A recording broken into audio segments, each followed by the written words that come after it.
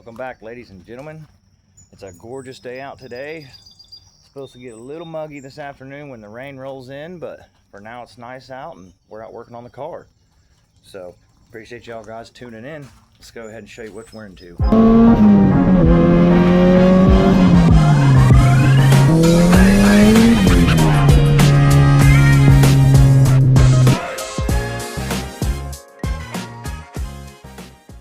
So as you guys know, I've been fighting boost issues. Well, I posted that video last night claiming that I'd solved my boost issues because I'd put in a smaller spring and I was seeing right around 10 to 15 pounds depending on how I thought I was adjusting it on my boost controller. Well, come to find out, me not paying attention and my ADHD got the best of me once again, and I actually had wired up my boost control solenoid wrong when I put the motor and stuff back in. So your boost control solenoid is supposed to have a 12-volt switch, and then you'll have an aux for your ground that will run to your ECU to your A11 pin on your ECU. Well, I had the A11 pin connected and the other one I had grounded instead of running to a 12-volt like a dumbass. So figured I'd take this time to show you guys how to install a 3-port MAC valve, and yeah, so let's go ahead and get into it, guys. Pretty simple deal. If you're supposed to know where all my shit's at, then I don't know where it's at. Well, I can't keep track of it at all times. You're hard to keep up with. You're gonna have to learn. Been married long enough by now, you should have shit figured out. You're hard to keep up with. Whatever. Hard to keep up with, my ass. Alright, so we're gonna find the tripod here, get you all set up, and go ahead and get started on this MAC valve install.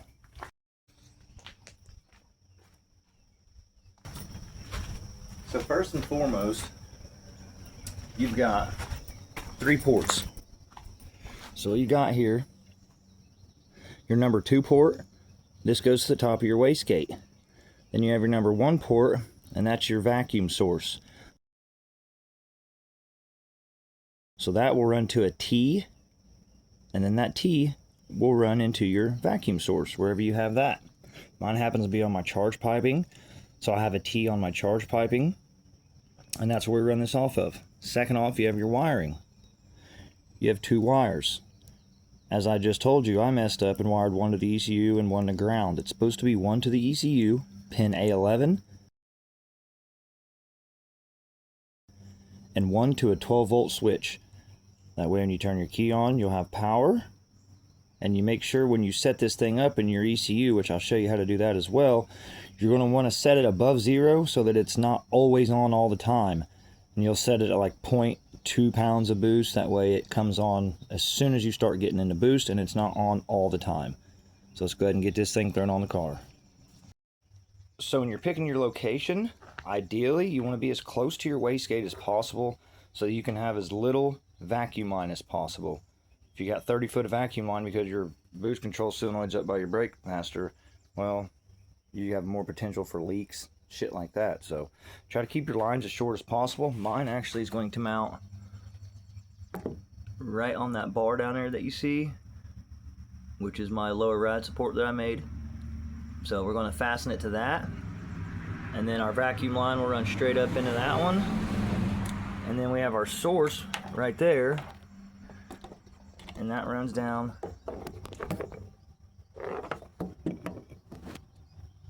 right there into our T, and then our MAC valve will hook up to the other side of that.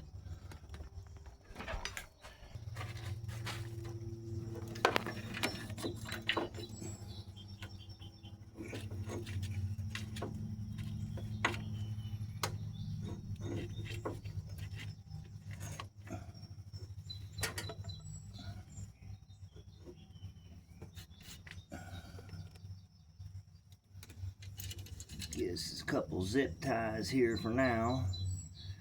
We will make a mount for this eventually.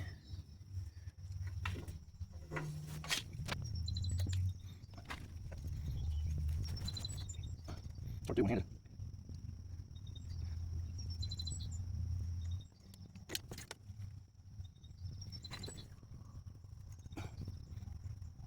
Alright, we got her mounted down there on our bar. We got our 2 vacuum lines. Now, like I said, You want your port 2, which is going to be the one on your left side on most of these. That's going to go to the top of your gate.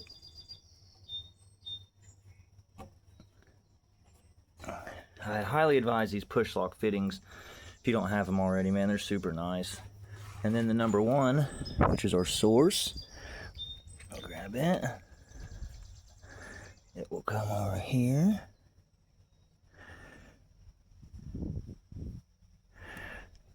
And it will go to this T. So we'll hook that up. And then we've got our 12 volt, which is going to go straight to our battery there. It's got a fuse in line. And then our other one is already ran up to the ECU. So we'll go ahead and get this hooked up to the battery. Get these 2 vacuum lines finished hooked up. And we should be good to go. We should have some boost control. We got her all hooked up. Harness is hooked up and ran. Vacuum lines are hooked up. Now, I'm going to show you guys how to set this up in your ECU. I'm running a Snake emulator. I'm using Honda Tuning Suite, so it will vary a little bit if you're using Honda or something different like that, but I'll go ahead and show you guys how to put it in there. Honda Tuning Suite. Remember, one of those wires goes to the 12 volt source. The other one you want to go to your ECU to pin A11. So you're going to go down here, boost settings, PWM setup. You want to go here and do always on. Disable this unless you're going to be doing a high boost and a low boost setting, which I'm not going to get into that. And then right here is where you put in your input, your output, which is your A11 EGR. You're going to do a fixed duty cycle unless you're doing boost by gear, which I will not get into that either right now. This is your percentage, duty cycle percentage. And this is what I was talking about right here. You don't want this at 0 because you do not want this thing on all the time, like power going to it all the time. So put like 0.2, that way as soon as boost even starts to think about building, it kicks on and does its thing. Fast spool, you don't have to worry about that either on this. Then you want to put your wastegate spring size in right here. Mine's a 10-pound spring. Most of these operate on 31 Hertz. Some of them are different. You just have to look at the one you've got and figure out which one that is. Minimum 5, maximum 100. I run normally open, and that's basically it as far as setting it up in the ECU. And then you'll drive, see what kind of boost you hit. Then you'll know it's that much boost at that duty cycle. So say I hit 10%, or I have 60% duty cycle, I hit 10 pounds of boost. So that tells me if I cut that in half, 30% duty cycle is going to give me 5 pounds. I don't think, let's see here, that's about it. Obviously, I set this, disable it if you run lean. That way it doesn't allow you to get any more boost.